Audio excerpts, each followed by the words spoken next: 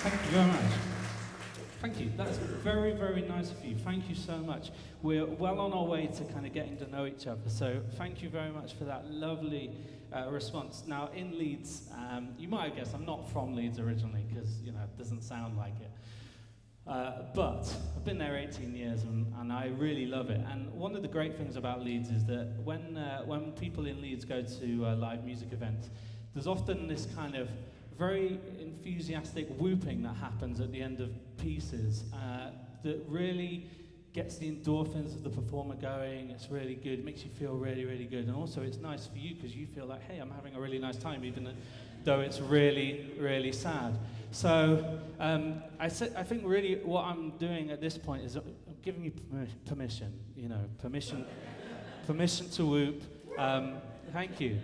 Here we are. I mean, the Unitarians, these guys are very, very open-minded people. They're very, very lovely, and they've let us come and do this in their building, in their house this evening. And so I don't think they mind some whoops at all. So I'm gonna leave it with you, and leave you sitting with it, and think about how the quality and the quantity of your whoop next time. The whoopometer's at the moment, hanging around 4. So we'll see how we go. People look at this and they think, I can't whoop. It's delicate. It's quiet. Maybe not in the middle of the piece, sure, but if you want to at the end, it'll make me feel really, really good, and it'll help me get back towards Manchester this evening, like boosted on all of those endorphins, which is good. Okay, so that was a nocturne. I'm going to play 4 pieces now for you in a row, which is nice because it means that you don't have to listen to me speaking in between. It's taken from a new release that I've got, which is called Imprints. And I've got it on CD, I've got it on record, and on T-shirt, if that is a thing. And these pieces were all born in this lockdown. Every musician had a lockdown project. And these pieces, they're all representative of different emotions that I felt. I'm sure we all can remember it, but these fleeting moments, these moments in time of feeling, sometimes good, often not so good. The room where I write and record my music faces east, and so the sun, I don't know if you remember that May time 2020 was a really beautiful kind of spring, and the sun would fill this room with light, and I kind of dared to be optimistic at moments. And so the first piece you're going to hear is called Gleam, as if the room is just filling with light. The next one's called Ache, and the next one's called Bewildered, and you can kind of guess where it goes from there. It's kind of a slightly downhill progression from there. So here we go. There's 4 pieces in a row.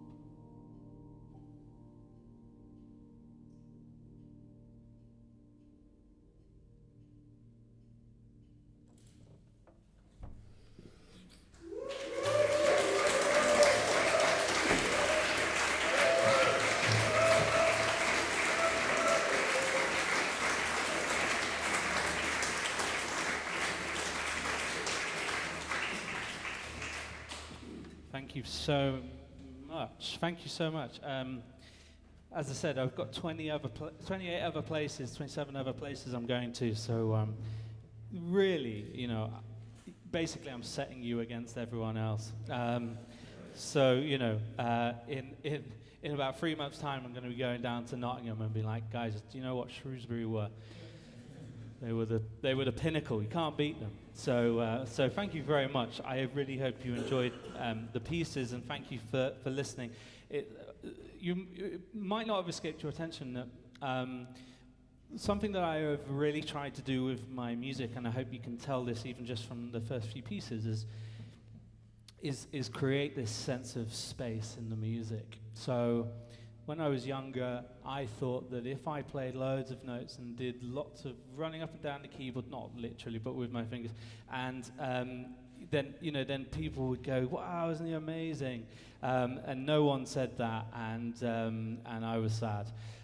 So then I turned to writing this music, and this is what you get. But that's being a little bit tongue-in-cheek. Life is really busy, and there's so much scrolling. And if you're a musician these days, it's not really about playing the piano; it's about growing your following on Instagram and doing TikTok, which is not me really. If you you won't be surprised. And I really just love that sense of space. And what's really cool about this situation, which is obviously different, because when we were in lockdown, we couldn't do this. We had to do it through our phones, and this is special. This is and we shouldn't take this for granted, because David earlier mentioned about this beautiful song that he finished with about long COVID. There's still people that can't come and be part of this, which is really awful, really appalling, and what we've been through is really difficult. And actually, sometimes there's no words. I mean, David's song was beautiful. I'm rubbish at words, which is why I talk a lot. And sometimes words just don't do. They just won't do. And so the space is helpful. And it's really cool being in this situation. I'm with a bunch of strangers playing my music, and it's really fun. You can hear all the sounds. You can hear the creaks. You can hear that sense of frustration in yourself as you realize that you've made a creak in the pew. And I say that's okay, because they're made out of wood and they're going to creak, so don't worry about it. It's funny, that clock is ticking as well, and it reminds me of a concert that I did earlier in the year in Sheffield, when an older lady brought her knitting along, and knitted, which was cool, but she wasn't knitting for me. She was knitting very rhythmically, but in that, kind of. I mean, I don't know how knitting works. Is that how it works? And it was very, very difficult. So, but it's cool because it doesn't matter. Because it doesn't matter. Because we're not at Symphony Hall in Birmingham, dressed to the nines and trying to prove to ourselves that I should have got a first rather than a 2-1, and as brilliant as they all are, it's difficult to pay 50 quid, 100 quid to go and see them. As brilliant as they are, it's difficult, isn't it? So we're here doing real stuff, real people doing real things. So the cool thing is about this is that it's this moment when you get to find out that I'm a complete hypocrite, which is, me being honest. I'm going to play you a piece which is a brand new piece. It's not released, you can't hear it yet, but you can hear it now. It's called Chiaroscuro, and the reason why I'm a hypocrite is because it's got loads of notes in it. It's a piece called Chiaroscuro, which is all this idea of light and shade. Sometimes it's happy, sometimes it's sad. It's a bit more nuanced than that, but I'll let you make your own minds up about that. Here we go.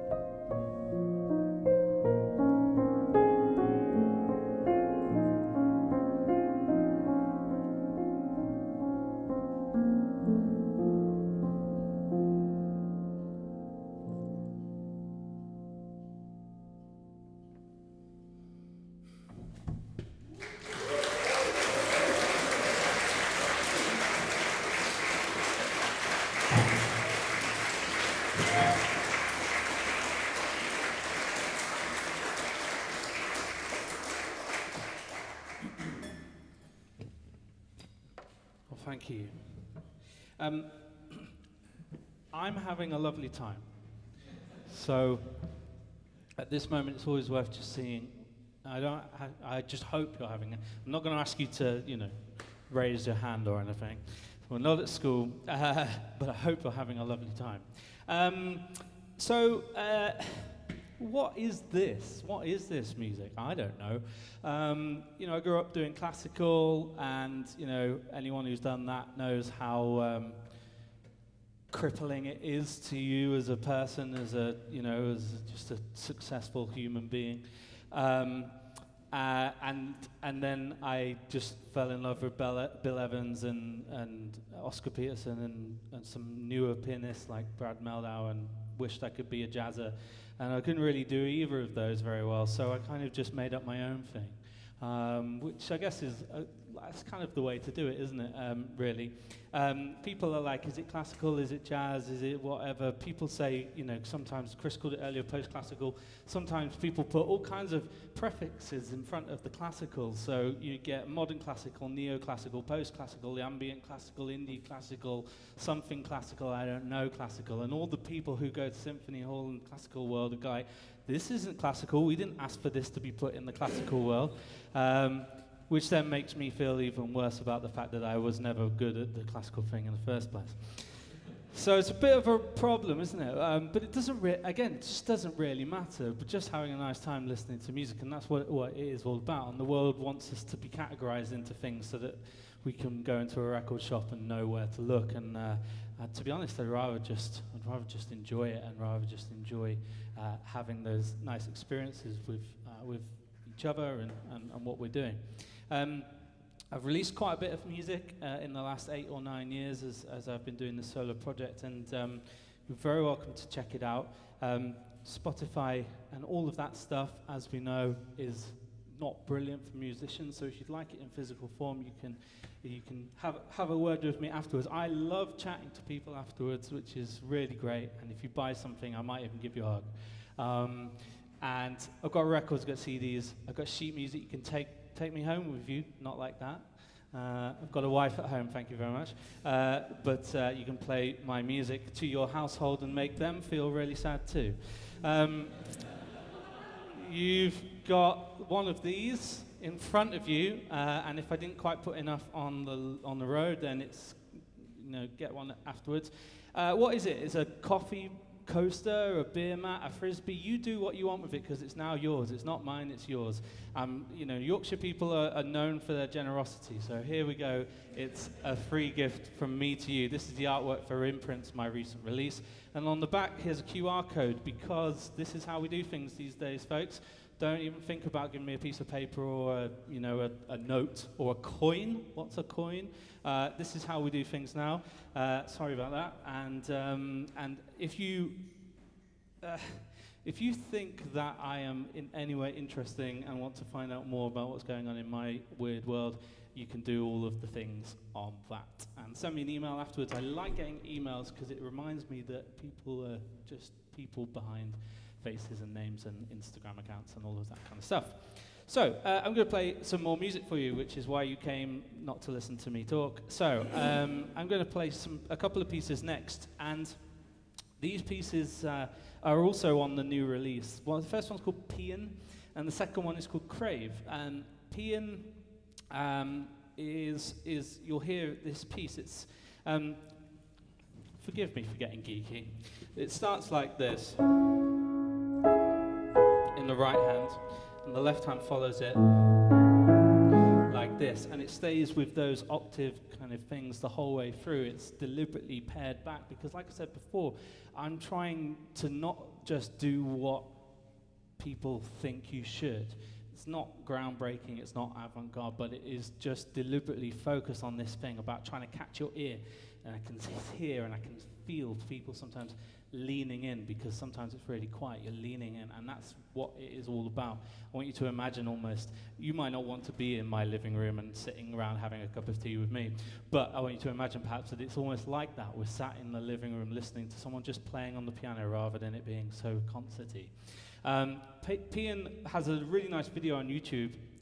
Some friends of mine, I managed to persuade them to take an upright piano in the back of a van up to the top of Saddleworth Moor above Manchester in November and film a video, and they're no longer my friends. But it was cool because it looks cool on YouTube and it got some content out of it, and it looks really nice. So you can go and have a look at that later. The second track I'm going to play is called Crave. Again, as David mentioned earlier, it's been a very strange few years. And there's people who are not here now that we wish there were and which we miss. And also there's people who have had really quite significant and fundamental changes to their lives in the way that they work and the way that they're having to work out how to do life in a completely different way as a result, and that's pretty sad. And so that piece is called Crave, and that piece is a tribute to people who we've loved and we've lost. So thank you.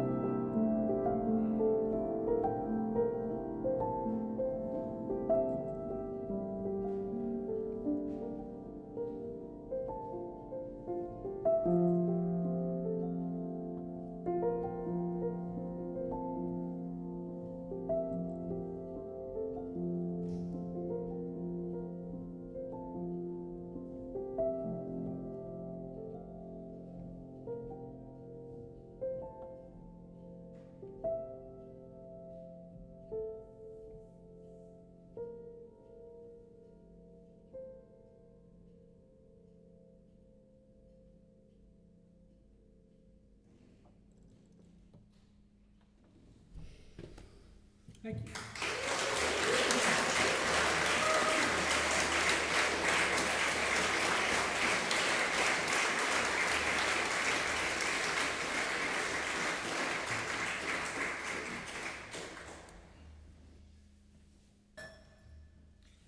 Thank you very much. So, we are moving inexorably towards some kind of a conclusion. And it is at this point that you, particularly when I'm playing in a place that I've never played before, and I know a few faces, but we're all friends now, aren't we? I mean, you know, we've been through the mill together in the last 40 minutes or so. At this point, you can sort of sense that everyone's going, right, we get the sad thing. What's going to happen is he's done all of that stuff, and now we're going to get some like happy stuff. It's Thursday night, it's the weekend. We're going to have a great, you know, we've had a lovely evening, and we're going to walk out the door feeling kind of like great. Yeah. So, unfortunately, this was the part of the set that I like to think of calling plumbing the depths of despair. So, you know, I did say at the beginning, we're all in this together, you know, and I know I slightly held you hostage, but, you know, we're here, so we'll find a way through. So I've got two more for you, and I just want to say, before I tell you about these pieces, just want to say an overwhelming, massive thank you to everyone who's made this happen and making these happen. I really want to say thank you to Stavros. Thank you very much for, you called me yesterday. That has not happened in a long time with a sound engineer. So thank you so much. It was really nice to speak to you, and thank you so much for all of your care and attention in terms of doing this. And thank you to Fiona and the Unitarians here for having us in this beautiful space and hosting the piano as well. It's very important. Every place needs a piano. It's very important. And final, just a massive thank you to Chris. You guys, you need to look after Chris, and you need to keep on coming to his shows. Let me tell you why. I've done loads of things with loads of different promoters. This isn't like something that you do with someone, you know, like Live Nation or Ticketmaster. It's because Chris lives in Shrewsbury. He's from here. He's been here the whole time. He knows what's good for you, Shrewsbury, and he's doing great things. And it's nascent. It's right at the beginning, and it's really awesome. Next month, you've got, I'm not joking, one of the best pianists in whatever this world is called. She's absolutely amazing. Sheila Sharby. If you're not here, I'm going to be really disappointed. And I will check in with Chris to see if you were all here, all right? I'm going to be very disappointed. She's got an amazing piece called Futo. I don't know if I pronounced that correctly, but it's absolutely mind-blowingly beautiful.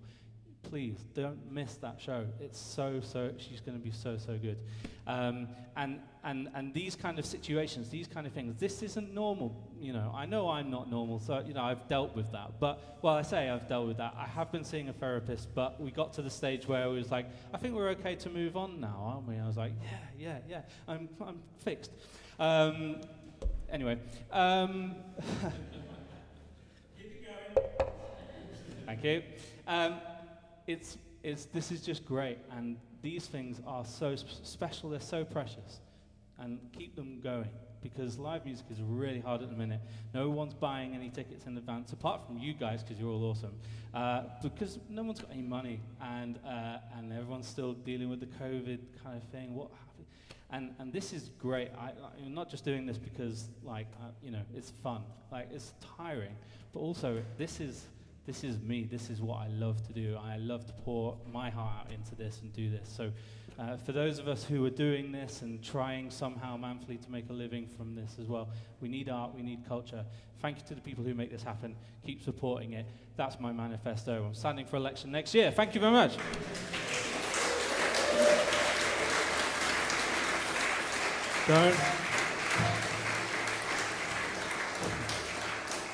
What I'd like to say is it would be all fine if the country was run by musicians, but let me tell you something, it would be even worse than it is now. So, let me tell you about these two pieces, and then I'm going to play them and get off your stage, and then you can go off into the night.